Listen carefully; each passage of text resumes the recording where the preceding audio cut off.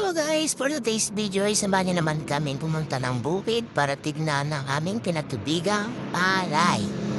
Tingnan natin kung okay na ba yung tubig niya, kung papatay na ba, or hindi pa, di ba?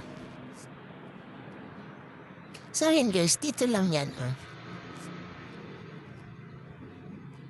Yung mga nakatulos-tulos na yun guys, kamatis yung nagpatanim din kami.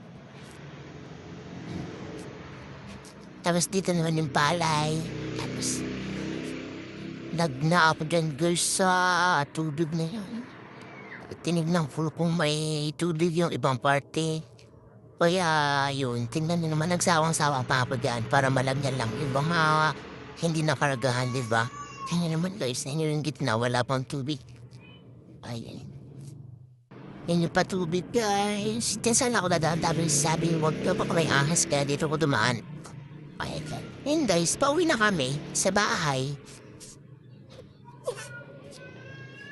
So yan yung bukid. So yun lang guys. Thank you for watching.